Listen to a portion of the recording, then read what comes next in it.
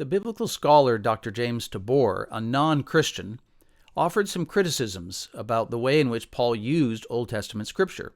So I produced a response to those criticisms and posted it on our iPUB YouTube channel for the non-believing world. But I thought it would be good for Christians also to listen to Dr. James Tabor give the way in which he understands these Old Testament texts versus the way Paul uses them.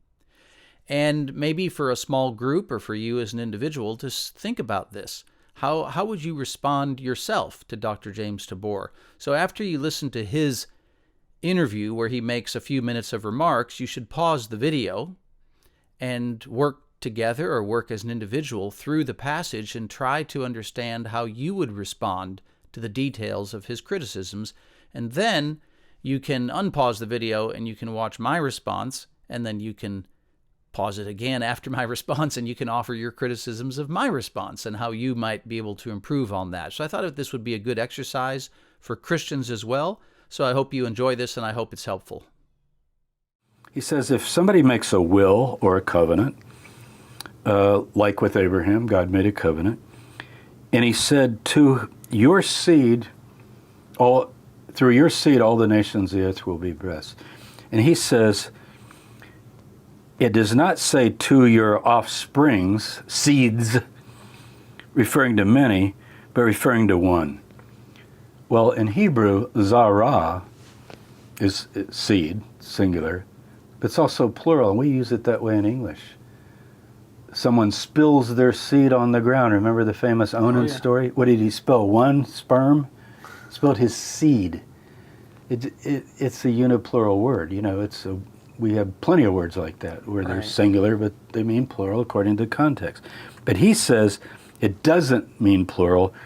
It means one, and your offspring, which is Christ. Again, if I go back to Genesis 12, and it's repeated a couple times, I give you the land, go from your country, and so forth. And in your seed, I'll make of you a great nation. That's plural. Not I'm going to bring you a guy someday named Jesus. I'll make of you a great nation.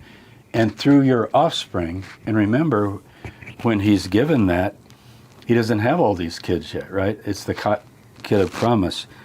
And so he says it's offspring, not offsprings. And it really means Jesus. Well, nobody could read Genesis 12, first few verses, 1 through 3. That's the fundamental promise of Abrahamic faith. Great nation, the land, blessings to the world. It cannot mean through one guy someday. It's not messianic. Yeah. It's not messianic. So he's taking that, and I don't know, in Greek you can make it plural. So it's not offsprings, it's offspring, but if you go to Hebrew, clearly seed. And Isaac is told that, and Jacob, in your seed, what, like one guy? No, your offspring, your offspring. Yeah. But notice in Galatians when he says, if you are Christ, you're Abraham's seed. Yes. That should be singular according to him, and now he means it's plural. You're Abraham's seed. You're not Christ. You're Abraham's seed, plural. So here he contradicts. He says seed is plural, not singular. I mean, seed is singular, not plural. Right. And then when he quotes it, all of a sudden it becomes you and me, and it's plural. So did Paul, a devout Pharisee, trained under the prestigious Rabbi Gamaliel, really not know that the word seed or offspring, zera in Hebrew, was a collective noun? Ironically, Tabor himself points out that in the paragraph after his discussion of singular and plural in Galatians 3:16, Paul uses the same word, offspring, as a collective noun. And if you are Christ, then you are Abram's offspring, heirs according to the promise. Although Tabor didn't seem to know that Greek is the same in this respect, Paul obviously does. For he didn't write offsprings, plural, heirs according to promise, but offspring, heirs according to the promise. So we aren't left to guess whether Paul knew the word in the singular was often a collective noun. The only question is whether we have understood Paul's argument about the singular meaning of offspring in Galatians 3:16. Most scholars conclude that Paul knows the grammar, but is using a rabbinical style of argument in which the original meaning of the grammar can be set aside in order to draw a higher spiritual lesson. But Tabor also fails to mention that the word offspring, zera in the singular form, can also have a singular meaning, as in Genesis 21:13. He is your offspring. So the word can be a collective noun or can refer to a singular offspring or child. But are scholars correct that Paul knew the grammar, but was making a rabbinical argument that by today's standards wouldn't be persuasive to most people? In order to grasp Paul's argument about the offspring, we need to trace his progression of thought in its immediate context. Only then can we decide whether he doesn't know the grammar, knows the grammar and is using a rabbinical form of argument, or there's some third option. The context is that some of Paul's opponents argue that even if Genesis 15:6, Abraham believed God and it was counted to him for righteousness, teaches that Abram was justified by faith, many years after Abram's justification by faith, God gave Israel the law according to the book of Exodus. But as anyone can see from the Pentateuch, God gave Israel the law before they entered into their inheritance in Joshua.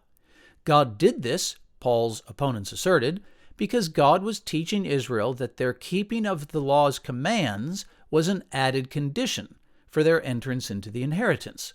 Without keeping the law's commands, they would not be permitted to enter into their inheritance. Justification by faith was only half of their salvation. Works of the law would guarantee their inheritance. Paul responds to this line of thinking in Galatians 3:15-19. His reply centers on the second half of Genesis 15. So let's read the exact language of Genesis 15.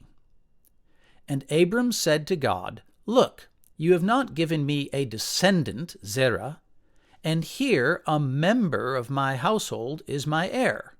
And behold, the word of Yahweh came to him, saying, This person, singular, will not be your heir, but your own son, singular, will be your heir. And he brought him outside and said, Look toward the heavens, and count the stars, if you are able to count them.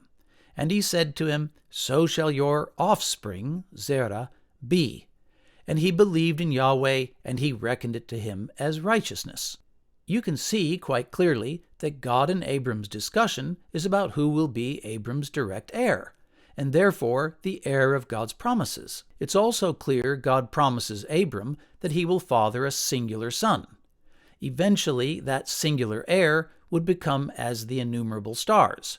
So the singular heir, Isaac, contained the plurality of heirs, Israel, within him.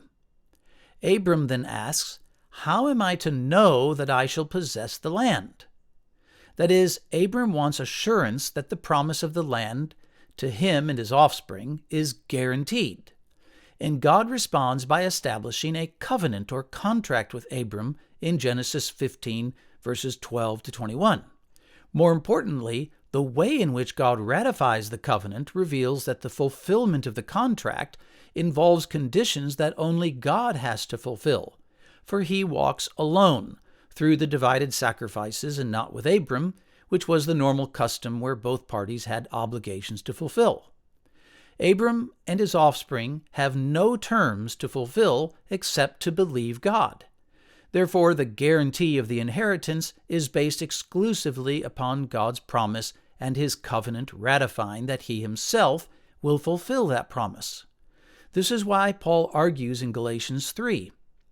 Even with a man-made covenant, no one annuls it or adds to it once it has been ratified. The law, which came 430 years afterward, does not annul a covenant previously ratified by God, so as to make the promise void.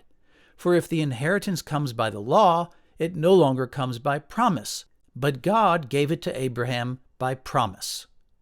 Paul's crucial observation is that in Genesis 15, when Abram requested a guarantee of his inheritance, God did not give him the law on that occasion and demand he keep the commandments. Rather, he secured the inheritance through a covenant ratifying the promise. So the law given 400 years later can't be properly viewed as an added condition for securing their inheritance. With that settled, we can now weigh his point about the singular offspring. He says, "Now to Abraham were spoken the promises, and to his offspring. And it doesn't mean, and to his offsprings, as if to many, but to your offspring, as if to one.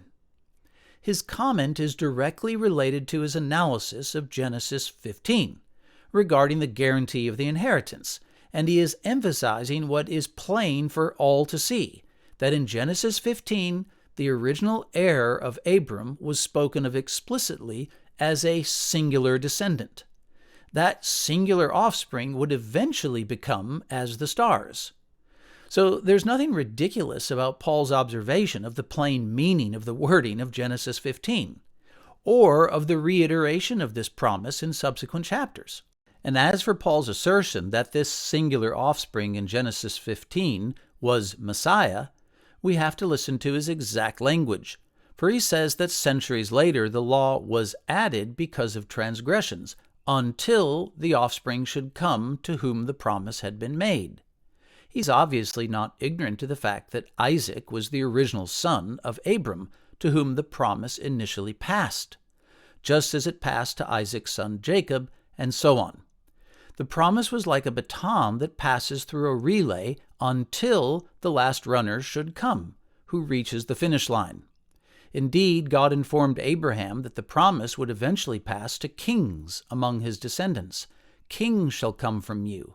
And still within Genesis, Jacob declared that these kings would come from the tribe of Judah. The scepter shall not depart from Judah, nor the ruler's staff from between his feet. 2 Samuel records how the promise eventually passed to David and his son. But Paul understandably correlated all these grand promises to Abraham and his family with God's prior and original promise of a singular human offspring who would crush the head of the serpent and thereby deliver humanity. Paul refers to this original promise in Romans 16. Such persons, by smooth talk and flattery, deceive the hearts of the naive. The God of peace will soon crush Satan under your feet. This original singular restorer of humanity, spoken of in Genesis 3:15, was intended from the beginning to be, so to speak, the last runner. All that God did with Israel was only until the offspring should come to whom the promise had been made. God could, of course, have given directly to Abram the 12 children of the 12 tribes and skipped the singular heir Isaac. But instead, he chose to give Abram just one child as the direct heir of his promises. At that stage of history, all the heirs of the promise were, so to speak, physically in Isaac. There were no heirs outside of Isaac. But as Paul writes these observations, he's confident that Jesus has been demonstrated to be Messiah, and that all who believe in him are the true heirs of the promise. And just as all those who were in Isaac physically were heirs of the promises, provided they believed God as Abram did, so also all those who are in Messiah spiritually, through faith and the baptism of the Spirit, are now also heirs of the promises. You don't have to agree with Paul's conclusions about Jesus as Messiah to see that his argument from Genesis 15 isn't a ridiculous misunderstanding of the grammar of the word seed, zera. In conclusion, Paul is neither ignorant that the word offspring can be a collective noun, nor is he making a rabbinical argument where the plain meaning of the original grammar is irrelevant. In fact, by the way, the few references to singular and plural distinctions in early Jewish writings are examples of interpreting the grammar literally, not figuratively anyway. Paul highlights the plain meaning of the language of Genesis 15 as his starting point and asserts that the singular restorer of humanity, Messiah, first promised in Genesis 3:15 as the one who would bruise the serpent's head, had always been intended as the primary recipient of God's promises to humanity and to Abraham's family. That these Genesis promises are correlated is a natural reading of the plot development, but that would take another video to demonstrate. So what do you think? Let me know in the comments section below, and I'll try to respond to substantive comments.